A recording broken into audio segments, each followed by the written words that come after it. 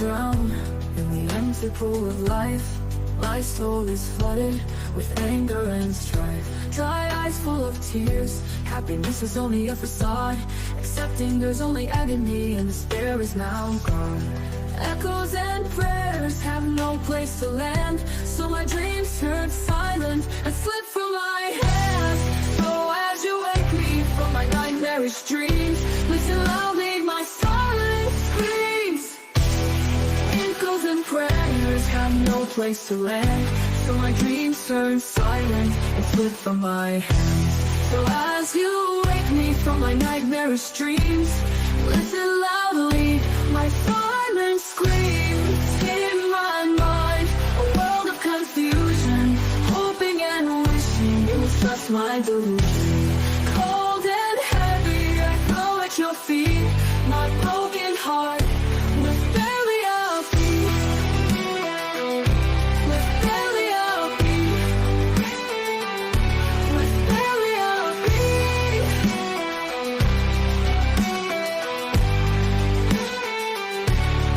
In my mind, a world of confusion, hoping and wishing it was just my delusion.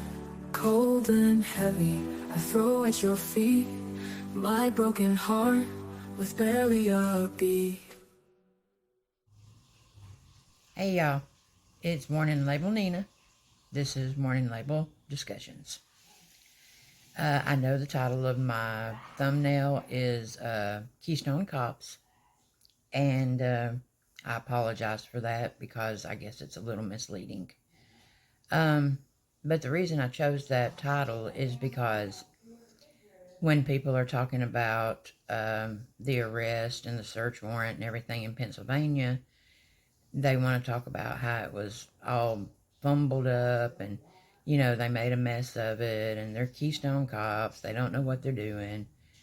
And I guess this video, I just wanted to point out a few things about everything that happened in Pennsylvania. Number one is over 50 law enforcement people went out to Coburger's house, his parents' house. And in that amount of people, you had BASO, which is the aviation department for the state of Pennsylvania. It's an emergency response team. And so they had the aviation above the house. Then the team that led was called SEARCH, and that's Special Emergency Response Team. And that's for the state of Pennsylvania. And SEARCH is used for high-risk warrants, hostage situations, negotiation, stuff like that, along the lines of SWAT, except for they're more tactical and more hands-on, you know, where SWAT, you know, they just go in and take over. I mean, they're more of the, I don't want to say it, but, you know, if you don't give it up, they're going to kill you. That's what SWAT is. They're, you know, they're the end result. Where CERT comes in, you know, and in a high-risk warrant, y'all got to stop and consider that these are police officers that don't have a clue who this man is. The only information they have about him is that he is an accused murderer of 4 people, you know. So when they get a warrant for a fugitive of justice for somebody that is a suspected quadruple murderer, that's all they've got to go on. Now, he's in the house with his elderly parents. And, I mean, I say elderly because, you know, I know they're in their 60s. And that's not elderly because I'm going to be in my 60s soon. So, but older parents, okay? And so, if you're the suspect of a quadruple murder and you're in the home with your parents, then that could easily turn into a hostage situation. easily. And y'all can't deny that. And I'm not saying, that I'm not saying he's guilty or innocent. I wasn't there. I don't know. Okay? And I'm just putting out research. Research. That's all I'm doing. Research. But if you think about take the guilt or innocence out of it. Take Koberger out of it. And think about if it was anybody else and law enforcement was going in, y'all could understand that that could turn into a hostage situation if they did the knock and search and knock and announce, and if they did everything like that during the day, like a normal warrant, okay? But one of the things I wanted to tell y'all is here, I'm in Alabama, and around 1996, 1997, I was working at Blockbuster Video, and that's too old for y'all to remember, but that's neither here nor there. And I remember standing at the register, and all you can hear are sirens, and all you can see is police, just up and down the main highway, just all in one direction, just one right after the other, one right after the other. So, of course, I don't have a radio or anything, so I don't know what's going on. And so a friend of mine calls and was like, blah, blah, blah, telling me everything going on. And so, anyway, I think there's like 5 police officers. They went out to serve a warrant. Just a warrant, And they knocked on the door, and the man and the woman in there had semi-automatic rifles, and they started shooting through the door. 2 dead, 1 in a wheelchair from serving a warrant. So things can go terribly wrong in serving a warrant, especially when you think about a suspect of a quadruple murder that has driven from Washington State to Pennsylvania a month after, the murders. So you put all that in, and of course they're going to take drastic measures. Number 1, to protect the safety of his parents. Number 2, the safety of him. He's still, his life matters. And number 3, the safety of their officers. Now, I probably have all those in the wrong order, but in my way of doing it, it would be safety of parents, safety of him, safety of officers. Number 1 being the parents, because they're totally innocent. So they put together, they go in, they start putting this together like 2 days ahead of time. And they've got the blueprints of the house, so they know, that's a big house, y'all. I don't care what you say, that's a big house. I don't know if you've looked it up and looked inside it. It's a huge house. And there's so many ways that you can break in, or somebody can break out, So they study the blueprints of the house. They get everything lined up. They, go in. And everybody wants to know, why did they have to do it at like 1 o'clock in the morning?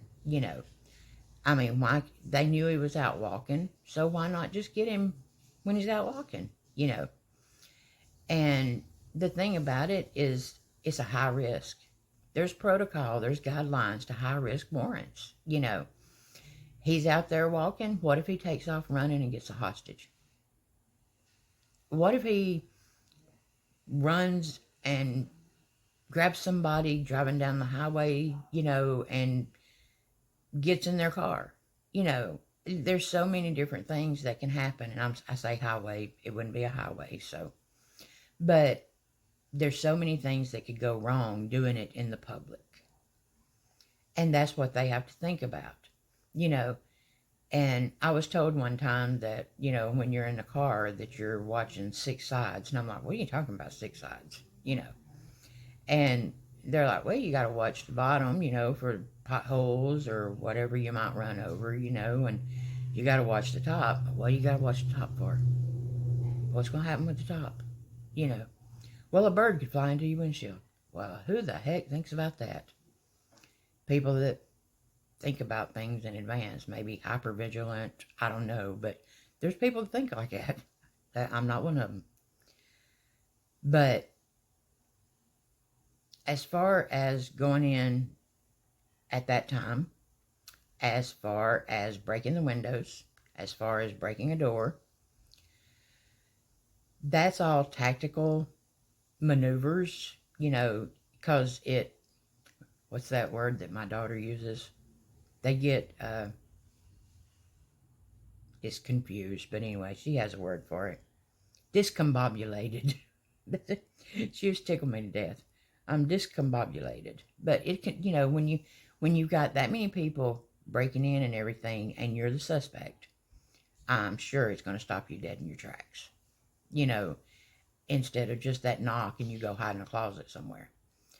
And so you've got to stop and consider that they don't just take it upon themselves to go out there and do this.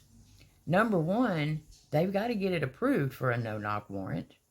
They've got to get it approved for a nighttime warrant. And they've got to get it approved for a high-risk warrant.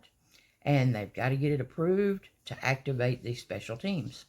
I mean, you don't just call them up and say, hey, we're going on a trip. You know, all this has to be approved. There's checks and balances. You know, there's people that oversee what they're doing. You know, they didn't just haphazardly run in there and hold his family gunpoint. That is not true. And so the judge has to sign off on the search warrant, and with everything that they're requesting, they require more than just the Exhibit A from Brett Payne, because to me, Exhibit A is all we have because the PCA is sealed. Y'all may disagree with that, but I believe the PCA is sealed.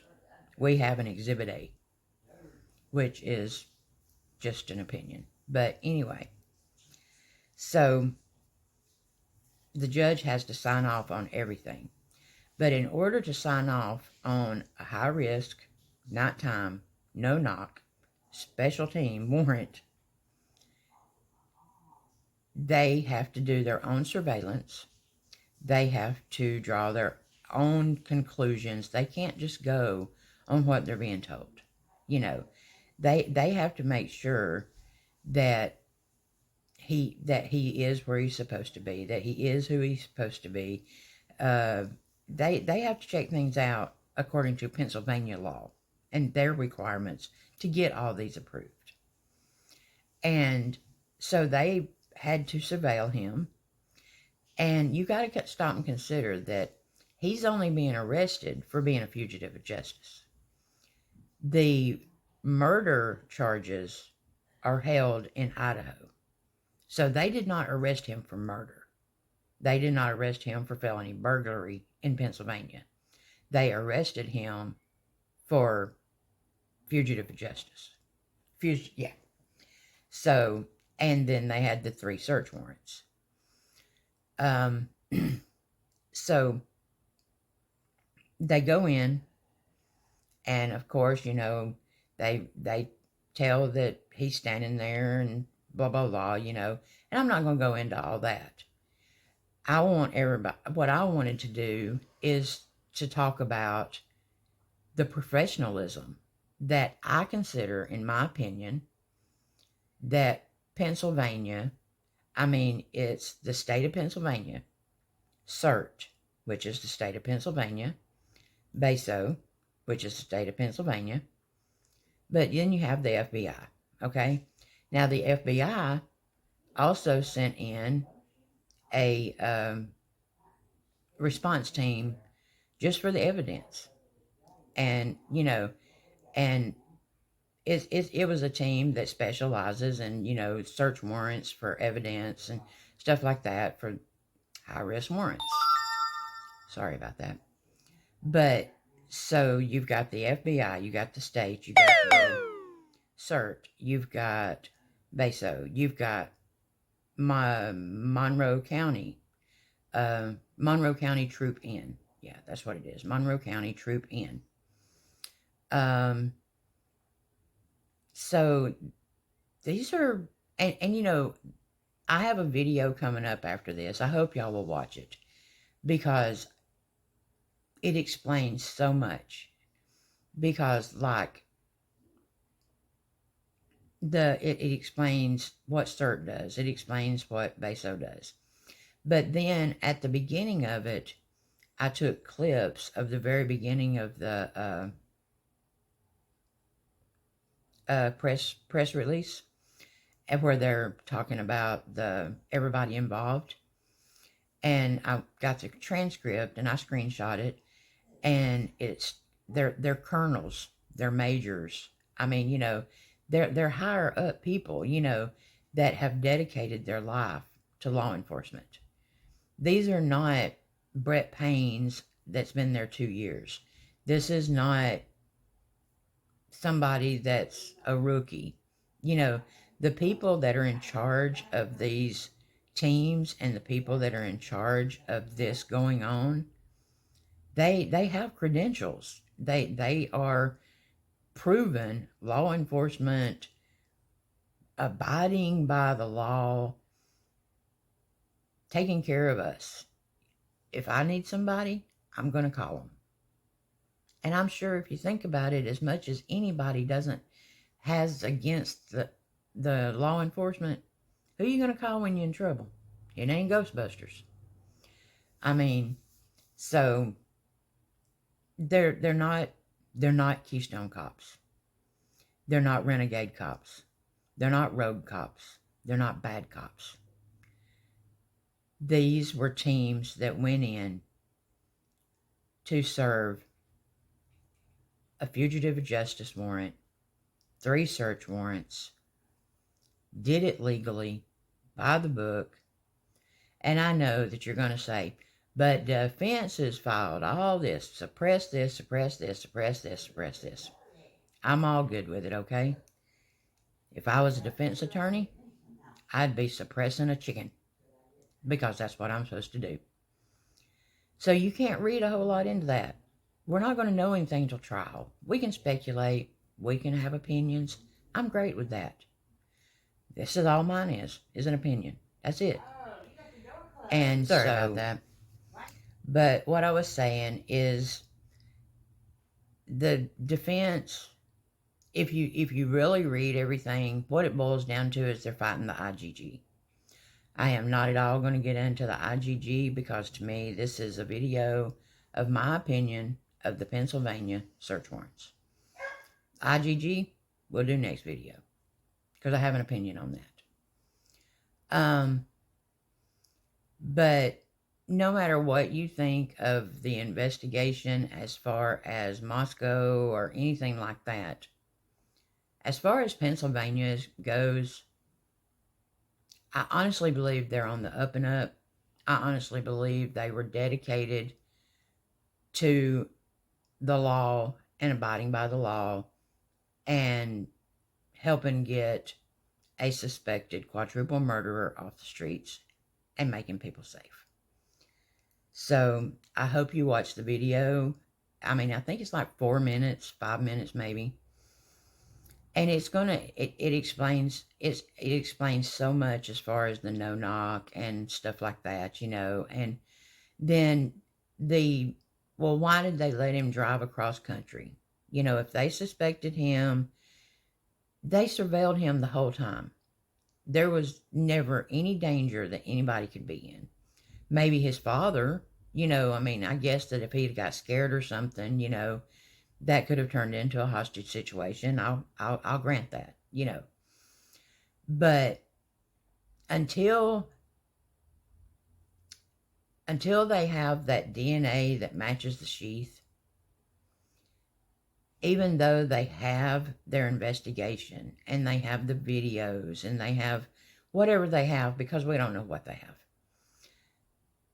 that DNA is the clincher, you know. And you know, the IGG was not used in the Moscow search warrants, the Washington search warrants, the Pennsylvania search warrants. The IGG was not used in any of that. None. Zero. Zilch. Never mentioned. DNA was. IGG not. But the thing about it is that DNA gave them what they needed. So they, you know, in order to have something to compare it to, because if they'd have got it from him, it would have tipped him off. So in order to get it, they do the trash. And of course, I have that in the video too. It's totally legal. The Supreme Court has ruled on it. It's totally legal. Supreme Court. I've got it right here in the next video. So you've got the Supreme Court that says the trash is a go. You've got Pennsylvania and Idaho law that says the trash is a go. You've got Pennsylvania and Idaho law that says the no-knock, high-risk, nighttime warrant is a go. The only thing that defense is holding everything up on is without the IGG, you don't have any of this. But that has nothing to do with the performance of Pennsylvania officers. And I hope that you'll watch this, and I hope that you'll do it with an open mind. This is only my opinion, and it has nothing to do with guilt or innocence. I'm Warning Label Nina, and I'm going to play this video for you now, and I'm not going to say I hope you enjoy it, but I hope it's informational to you. Thank you.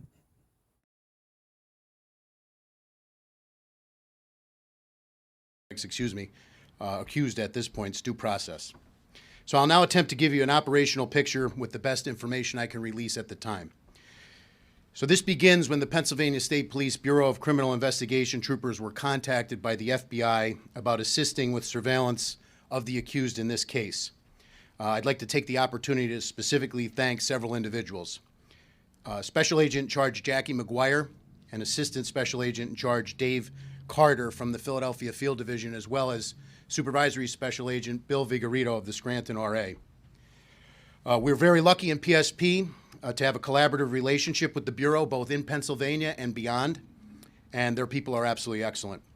So as the investigation progressed, Troop N Criminal Investigation Section, commanded by Captain Kramer over my left shoulder here, began to collaborate with authorities in Idaho. Specifically, I'd like to acknowledge Lieutenant James Curto, who is here today, Sergeant Anthony Ferdinand, Corporal John Chulak, who is not present with us, and Troopers Leary and Knoll, who are here with us today. It was through this collaboration and the charges pending in Idaho that those troopers were able to obtain search warrants and a fugitive from justice warrant that was prepared here in Monroe County for the location in Chestnut Hill Township and the fugitive from justice warrant for Mr. Koberger, respectively.